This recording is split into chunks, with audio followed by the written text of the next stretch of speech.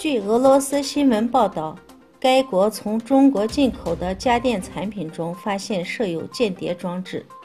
根据海关工作人员对中国进口产品标准重量超标的信息，开始逐一检查所有进口家电产品，发现产品中都设有窃听装置、定位装置，具有远程文件下载的很多功能。俄罗斯称，中国正在以各种卑鄙的手段从事间谍活动。美国总统汤纳德·特朗普表示，中国将克服贸易壁垒，关税互惠互利，两国将在知识产权问题上达成协议。德国警方在柏林半程马拉松比赛之前抓获了6名犯罪嫌疑人，有效阻止了可能发生的袭击事件。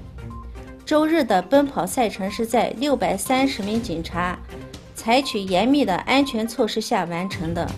此外，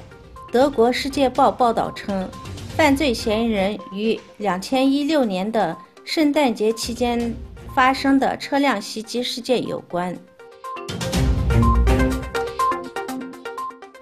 叙利亚阿萨德政权在东古塔地区使用化学武器攻击后，特朗普发表推特称，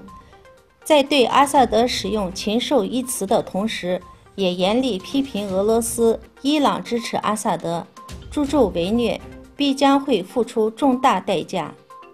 很多人，包括妇女和孩子，死于毫无良知的叙利亚化学攻击。叙利亚军队封锁和包围了什报地区，使外界根本无法进入。在东古塔发生化学攻击后，俄罗斯正在改变其在叙利亚的军事地位，以抵御美国的导弹袭击和其他干预。我们独自待在家里，这个问题是人类最大最神秘的问题之一。根据本周进行的谎言测试调查结果，美国航天局的传奇宇航员巴斯尔德林、埃尔弗登、埃德加米尔和戈登库珀通过了这一项特殊测试。在索马里，一架掠属阿联酋的航班试图以非法途径渗入900万美元进入该国时，被机场安检人员查获。